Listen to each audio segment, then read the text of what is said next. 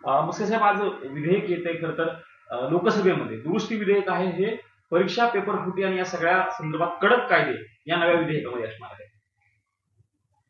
हे बघा, पेपर फुटीचा हा जो काही विषय आहे या विषयाच्या संदर्भात या देशामध्ये जो तरुणांची मागणी आहे आणि तो चुकीच्या पद्धतीने पेपर लीक झालेले आहे. सरकारने कधीही याचं समर्थन केलेलं नाही. या उलट ताबडतोब त्या अपराध्यांना पकडलेले आहेत, त्यांच्यावर कारवाई सुरू आहे. कायद्याच्या पळवाटांचा यामध्ये उपयोग करू नये याकरता आपण कायद्यामध्ये सुधारणा करत आहोत आणि आज तो कायदा, ते सुधारणा कायदा संसदेत येणार आहे. 10 वर्षापर्यंत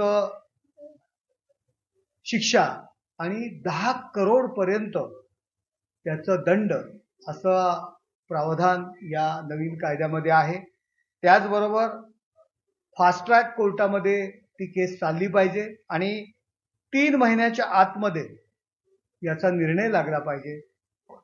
या संदर्भात एक टास्क फोर्स नेमून कशा पद्धतीने परीक्षा प्रणाली करायची, कशा पद्धतीने पेपर बनवायचे, कशा पद्धतीने ते मुलांपर्यंत पोचवायचे आणि पारदर्शीपणा कशा पद्धतीने असेल या संदर्भात एक टास्क फोर्स सुद्धा नेमणार आहेत. आणि यापूर्वी ज्या काही त्रुटी होत्या या कायद्यामध्ये, त्याच्या पळवाटा शोधण्याचा प्रयत्न केले जात होते, त्या पूर्णपणे अभ्यास करून त्या दूर करण्यात येणार आहेत आणि एक स्वच्छ निर्मळ अशी परीक्षा प्रणाली या देशामध्ये आणण्यात येणार आहे. विरोधक म्हणतात की हा कायदा ह्याच्यावरती चर्चा करू आपण, पण पहिला मुद्दा आहे की ज्या पद्धतीने विद्यार्थ्यांवरती लाठीचार्ज झाला, त्यांच्यावरती केसेस दाखल करण्याचा निर्णय घेतला गेला आहे, त्या संदर्भात केंद्रीय गृहमंत्री अमित शहा यांनी उत्तरदायित्व स्वीकारावं, त्यांनी आणि पंतप्रधानांनी माफी मागावी, मग हे पुढचं बघू असतं. हे बघा, सरकारने निर्णय घेतलेला आहे. विरोधक केवळ या गोष्टीचं राजकारण करण्याचा प्रयत्न करतायत. विद्यार्थ्यांनी जे आंदोलन केलं होतं ते सुद्धा आता त्यांनी मागे घेतलेलं आहे. त्यांच्या काही ज्या काही मागण्या होत्या आणि त्या मागण्या सुद्धा सरकारबरोबर चर्चा करून त्या पूर्ण केल्या जाणार आहेत. परंतु ह्या आंदोलनाचा फायदा बहती गंगा में हात धोके ले लो अशा पद्धतीने विरोधी पक्ष याचा उपयोग करू पाहते आणि ते जे आंदोलन विद्यार्थ्यांनी केलेलं त्याचं श्रेय घ्यायला पाहतात. बेगाने शादी में अब्दुल्ला दिवाना अशा पद्धतीने काल आमच्या एकनाथ शिंदे साहेबांनी सुद्धा काल वक्तव्य केलेलं आहे. आणि या सर्व विषयामध्ये आमची शिवसेना एकनाथ शिंदे साहेबांच्या नेतृत्वाखालील आणि आमचे गटनेते डॉक्टर श्रीकांत शिंदे हे पूर्णपणे आम्ही सरकारच्या बाजूने आहोत. महाराष्ट्रात पुन्हा एकदा एमपीएससीचा पेपर फुटल्याची माहिती समोर येत आहे, त्याबद्दल तुमचं काय? हे बघा, जी काही पळवाटा आहे, ज्या पद्धतीने अनेक ठिकाणी पंजाबमध्ये सुद्धा पेपर फुटलेला आहे.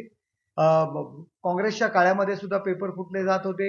उद्धव ठाकरे यांच्या काळामध्ये तर 3-3 पेपर फुटले होते. हे बघा, ही परीक्षा प्रणालीमध्ये जे काही कच्चे दुवे आहेत याकरता तर हे विधेयक आणतोय. हे विधेयक आपण याच्याकरता आणतोय की कायदा आपण कडक करतोय आणि याच्यामध्ये ज्या पद्धतीमध्ये काही लोक जर जी डेअरिंग करत असतील आणि अशा पद्धतीने पेपर लीक करत असतील, काही स्वार्थाकरता, काही स्वतःची उत्पन्न वाढवण्याकरता, आणि त्याला इलाज पाहिजे म्हणून त्या कायद्यामध्ये आपण दुरुस्ती करतोय ना. याच गोष्टी टाळण्याकरता या आम्ही सर्व दुरुस्ती करतोय. सर, हा जो पेपर आहे तो रद्द करण्यात येईल का? हे बघा, शासन त्याबद्दल चौकशी करून तशा पद्धतीने, बघा, काही जण वेगवेगळ्या पद्धतीने वेगवेगळे अर्थ लावले जात आहेत. आता जो महाराष्ट्रातलं जे काही जुनं प्रकरण कुठलं कोणी काढलेलं आहे त्याचा तुम्ही सखोल मुळाशी जा. नक्की परीक्षा प्रणालीमध्ये काय चूक होती का, नक्की मुलांची मागणी काय आहे, सर्व मुलांची मागणी आहे का, या सर्व गोष्टींचा सरकार चौकशी करेल. ऑलरेडी या विषयामध्ये सरकारने लक्ष घातलेलं आहे. शिळ्या कडीला ऊत आणण्याचा प्रयत्न काही लोकांकडनं केला जातोय.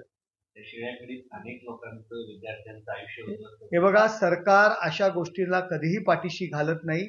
याच्यावरती ताबडतोब कारवाई करण्याचं काम सरकारनेच केलेलं आहे. तर सध्या चर्चा सुरू आहे की केंद्रामध्ये भविष्यात मंत्रिमंडळ विस्तार होईल आणि शिक्षण खातं तुमच्या पक्षाला मिळेल. श्रीकांत शिंदे हे शिक्षण मंत्री होतील अशी चर्चा आहे.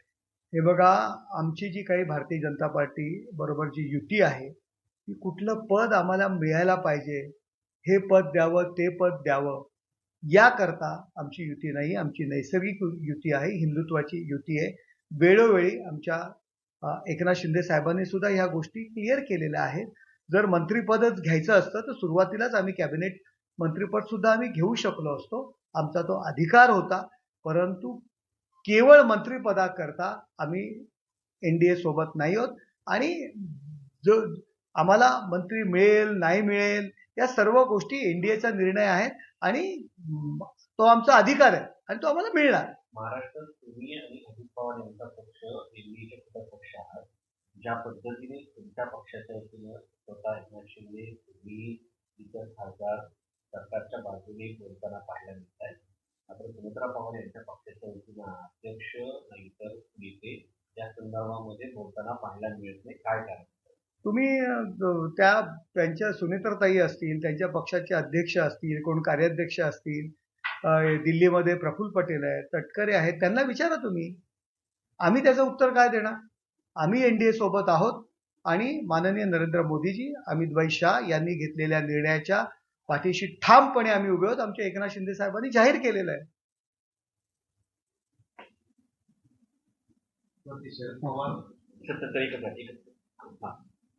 खरं तर जे एनडीए मध्ये येणार होते त्यांना आता भीती वाटते की एनडीए मध्ये येण्याची. इंडिया आघाडीतून एनडीएच्या काठावरती असलेले उडी मारणार असं का आलं होतं या डिलिमिटेशन विधेयकाच्या निमित्तानं. काय वाटतं? हे बघा, तुम्ही या संदर्भातील प्रश्न जे कोण येणार होते, आले होते, कोण कुंपणावर आहेत, येणार की नाही, ह्या सर्व गोष्टी तुम्ही त्यांना विचारा. परंतु एनडीए बद्दल जे देशामध्ये लोकांचा जो जनाधार आहे तो कधीही संपणार नाही. या उलट तो वाढत जाणार.